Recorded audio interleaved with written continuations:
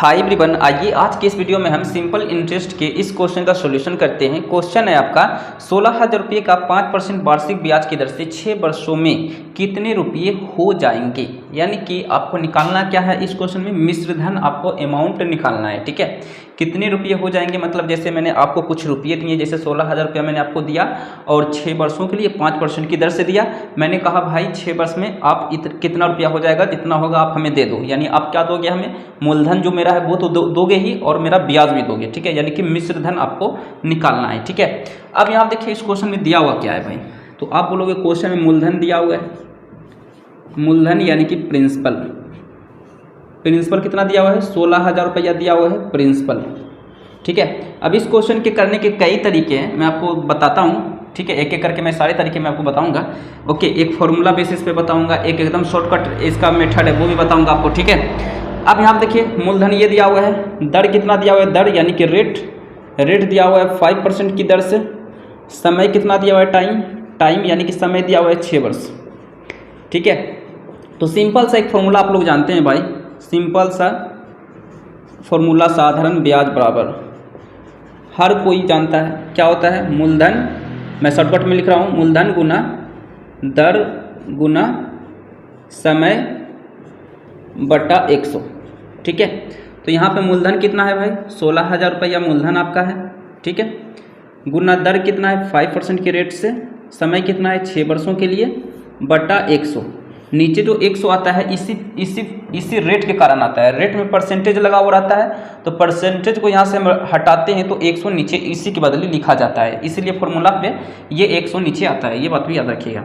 अब यहाँ देखिए 2 जीरो से 2 जीरो कैंसिल कर दो। ठीक है, 6 × 5 = 30, 16 × 3 = 48, यानी कि 4800 रुपया ये क्या हो गया आपका ब्याज, यानी कि साधारण ब्याज निकल के कितना आ चुका है, 4800 रुपये आ चुका है। ठीक है, तो अब यहाँ पे एक चीज़ आप जानते हो, क्या जानते हो कि मिश्रधन बराबर फॉर्मूला आप लोग जानते हैं क्या होता है, मूलधन जो आपने लिया या दिया, मूलधन जो लिया या दिया वो, ठीक है, और प्लस ब्याज, ये दोनों को अगर हम लोग ऐड कर लेते हैं तो मिश्रधन निकल के आ जाता है कि हमें मिश्रधन कितना देना पड़ेगा या लेना पड़ेगा। ठीक है, तो मूलधन था 16,000 रुपया।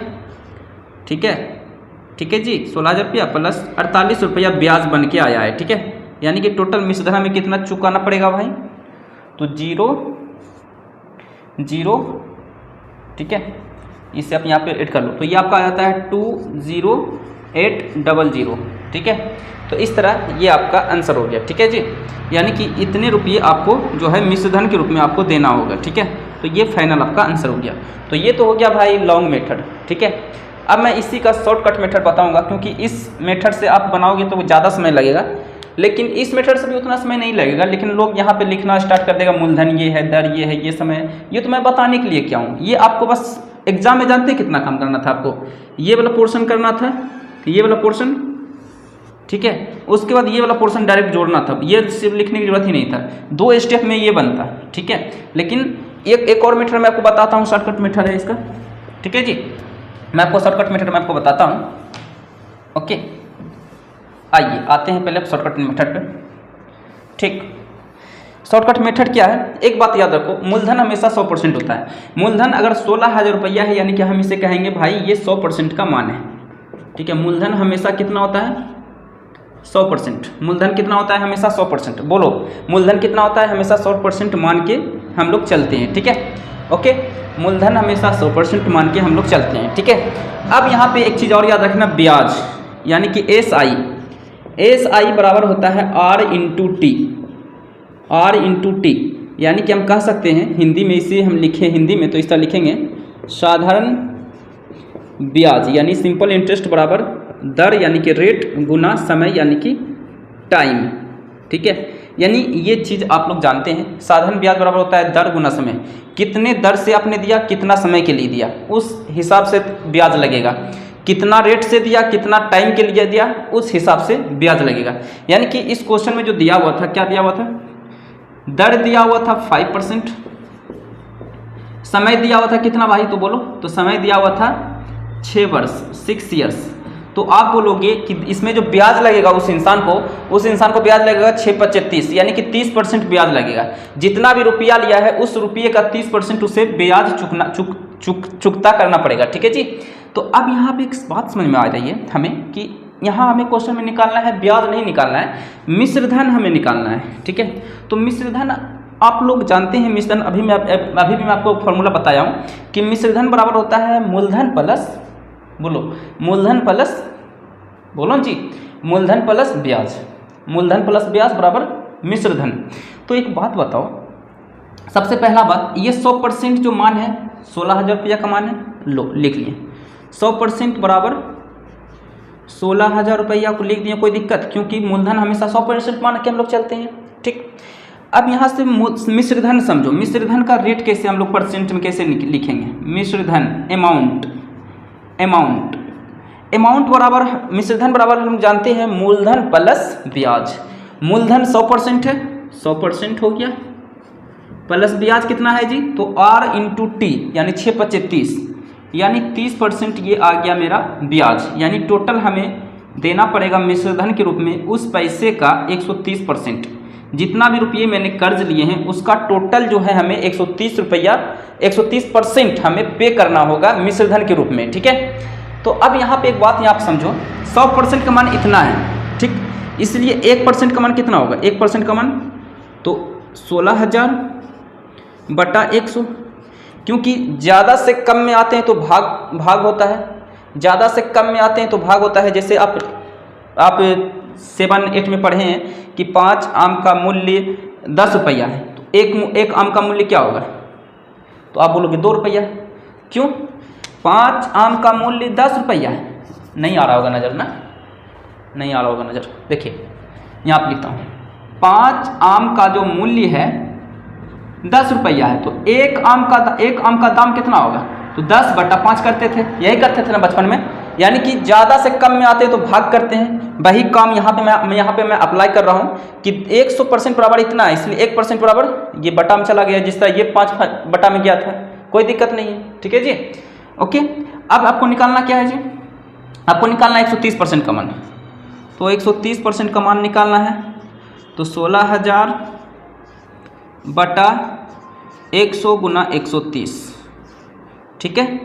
अब यहाँ से इसे काट दो, इसे आप काट दो, 2 0 से 2 0 कट गया, 16 × 13 करोगे तो ये आएगा 20,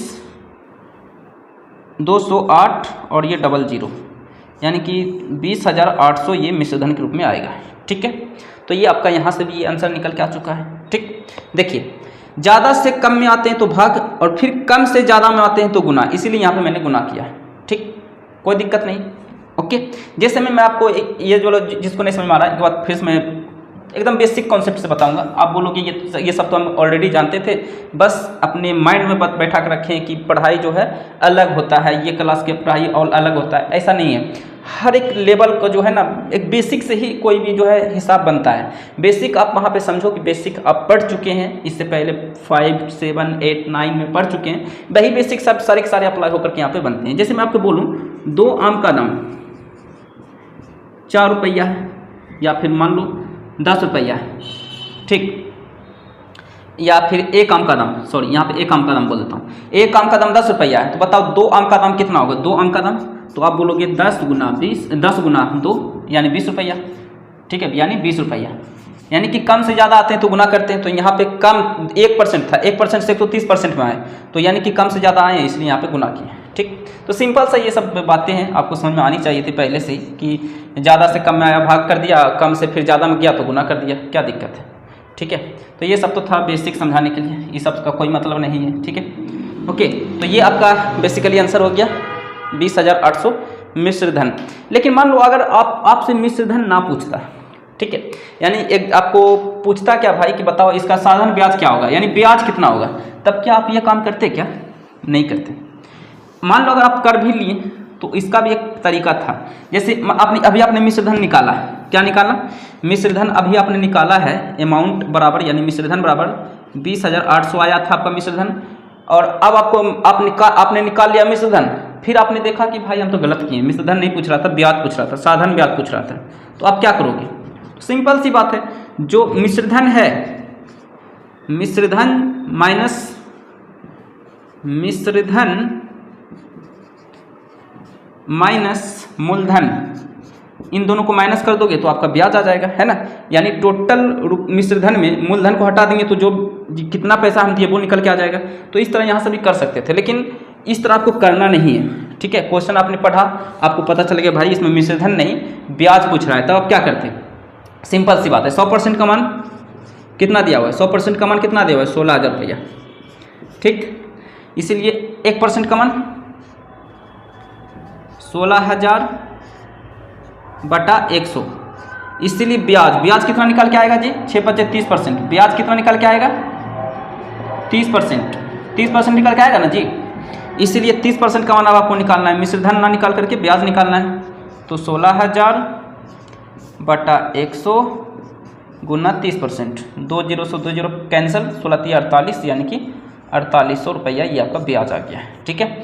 ब्याज पूछेगा तो इस तरह करोगे, और मिश्रधन बोलता तो क्या करते हैं, यही 30% में 100% और ऐड कर देते हैं, यानी 130% का निकालते हैं। सिंपल सा लॉजिक होता है, ठीक है। तो इस तरह ये आपका आंसर हो गया। Okay, so thank you.